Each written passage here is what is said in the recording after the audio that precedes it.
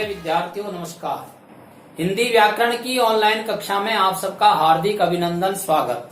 हिंदी व्याकरण में हम पढ़ रहे हैं शब्द विचार, जो व्याकरण का दूसरा भाग या दूसरा अंग है। शब्द विचार में शब्द भेद का हम अध्ययन करेंगे। इससे पहले हम शब्द की परिभाषा और उसके प्रकार पढ़ चुके हैं। शब्द भेद का प्रथम जो आधार है वह है उत्पत्ति के आधार पर शब्द भेद। उत्पत्ति के आधार पर शब्दों को कितने भागों में बांटा गया है या इनको उत्पत्ति के आधार पर शब्द भेद क्यों कहते हैं, इस बात को समझने के लिए और हमें पहले ये समझना होगा कि उत्पत्ति यानी क्या होता है। तो उत्पत्ति यानी होता है जन्म लेना या पैदा होना। हिंदी भाषा की उत्पत्ति कहाँ से हुई है? तो हिंदी भाषा की उत्पत्ति संस्कृत से हुई है। इसलिए ये बात तो तय है कि हिंदी भाषा में संस्कृत भाषा के शब्द भी काम आते हैं। जिस प्रकार संस्कृत भाषा के शब्द हिंदी भाषा में काम आते हैं, उसी प्रकार से अन्य क्षेत्रीय बोलियों के या अन्य भाषाओं के शब्द भी हिंदी भाषा में स्वीकार किए गए हैं। ऐसे विभिन्न भाषाओं के बोलियों के शब्दों को हिंदी भाषा में प्रयोग में लिए जाते हैं। उन सब शब्दों को ही हम उत्पत्ति के आधार पर शब्द भेद इसमें पढ़ते हैं। उत्पत्ति के आधार पर शब्दों को और 4 भागों में बांटा गया है। पहला उसका भाग है तत्सम शब्द, दूसरा उसका भेद है तद्भव शब्द, तीसरा भेद है देशज शब्द और चौथा भेद है विदेशज शब्द। इसमें से तत्सम शब्द और तद्भव शब्द हम पहले पढ़ चुके हैं। आज हम पढ़ेंगे देशज शब्द और विदेशज शब्द। इसको समझने के लिए और हिंदी व्याकरण के नए नए वीडियो आपके पास आते रहें, इसके लिए आप एक बार इसे सब्सक्राइब कर दें। देशज और विदेशज शब्दों के अंतर को जानने के लिए एक प्रश्न मैं आपके सामने रखता हूं। प्रश्न क्या है? कवि की आंख में तिनका चले जाने पर लोगों ने क्या किया? तो इसके 4 विकल्प दिए गए हैं। पहला विकल्प है तसल्ली देने लगे,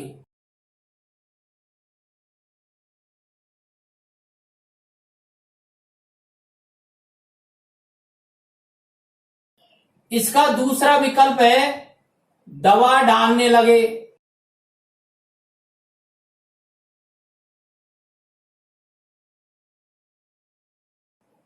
इसका तीसरा विकल्प है डॉक्टर के पास ले जाने लगे।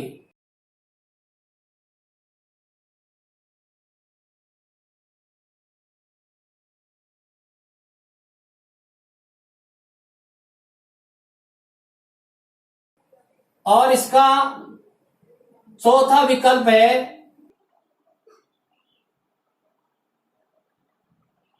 कपड़े की मूठ देने लगे।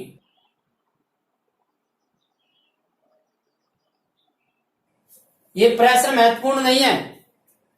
इस प्रश्न के आधार पर हम देशज और विदेशज शब्दों को समझेंगे। ये महत्वपूर्ण है, आप ये समझिए। पहले विकल्प में एक शब्द काम आया है तसल्ली, दूसरे विकल्प में एक शब्द काम आया है दवा, तीसरे में शब्द काम आया है डॉक्टर, चौथे में काम आया है मूठ। ये चारों विकल्प हिंदी भाषा के हैं और चारों विकल्पों में हम देख रहे हैं तसल्ली, दवा, डॉक्टर, मूठ।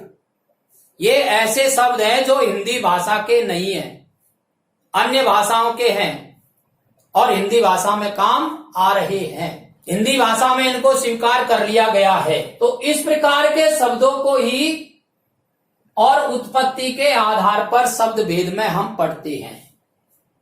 इस प्रकार के शब्दों को 2 भागों में हमें यहां समझाया जा रहा है। उसमें से पहला है देशज शब्द। देशज यानी देश प्लस जन्म, जय 2 शब्दों से मिलकर के बना है ये।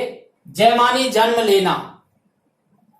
जो शब्द देश की विभिन्न बोलियों या क्षेत्रीय बोलियों से हिंदी भाषा में लिए गए हैं देशज शब्द कहलाते हैं।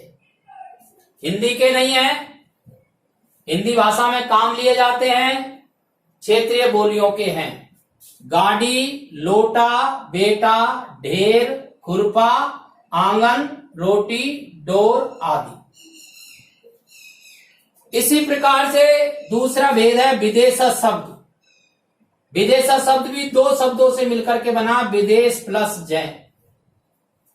जो शब्द विदेशी भाषाओं से हिंदी भाषा में स्वीकार किए गए हैं विदेशज शब्द कहलाते हैं। विदेशी भाषाएं कौन है? अरबी है, अंग्रेजी है, फारसी है, चीनी है, पुर्तगाली है। देखिए, अरबी भाषा के शब्द है किताब, अदालत, मालिक, हिस्सा आदि। अंग्रेजी भाषा के शब्द हैं master, rail, college, fees, radio, television आदि। और फारसी भाषा के शब्द है रुमाल, जिंदगी, जमीन, चश्मा, सुराही आदि। ये विदेशी भाषाओं के शब्द हैं, लेकिन हिंदी भाषा में इनका प्रचलन इतना हो गया है कि हमको स्वयं को भी कई बार अंतर नजर नहीं आता कि ये हिंदी भाषा के हैं या अन्य भाषाओं के हैं। इस प्रकार के शब्दों को ही हम यहाँ उत्पत्ति के आधार पर शब्द भेद में पढ़ते हैं। संस्कृत के शब्दों को तत्सम शब्द कहते हैं। संस्कृत के शब्द रूप बदल करके काम आते हैं तो तद्भव शब्द कहलाते हैं। और जो क्षेत्रीय बोलियों के शब्द हैं वो देशज शब्द कहलाते हैं। और विदेशी भाषाओं के शब्द हैं ये विदेशज शब्द कहलाते हैं। एक प्रश्न और यहां पर खड़ा होता है कि विदेशी भाषाओं के शब्द हम काम क्यों लेते हैं हिंदी में? तो इसके दो महत्वपूर्ण कारण हैं। एक तो इससे हिंदी भाषा समृद्ध बनी है। संसार की सबसे समृद्ध भाषा कौन सी है? हिंदी है। इसका शब्दकोश पर्याप्त बड़ा है। अन्य सब भाषाओं के शब्दकोश से हिंदी का शब्दकोश बड़ा है। बड़ा इसीलिए है क्योंकि इसमें सब प्रकार की भाषाओं के शब्दों को स्वीकार किया गया है। दूसरा, हिंदी भाषा सामान्य जन की भाषा बन गई है, आम जन की भाषा बन गई है। सहजता से सब लोग हिंदी भाषा का प्रयोग कर सकते हैं क्योंकि क्षेत्रीय बोलियों और विदेशी भाषाओं और संस्कृत सब प्रकार के शब्दों को इसमें स्वीकार किया गया है। इसलिए हिंदी बोलने में किसी को कोई कठिनाई नहीं है। अतः हिंदी व्याकरण में हम उत्पत्ति के आधार पर शब्द भेदों को पढ़ते हैं। अब आप इस बोर्ड का स्क्रीनशॉट ले लें और कम से कम 2 बार आप इसको सुने। सुनने से आपको याद हो जाएगा और एक बार लिख करके पढ़ लेंगे तो उससे आपके मन मस्तिष्क में यह स्थायी हो जाएगा। धन्यवाद।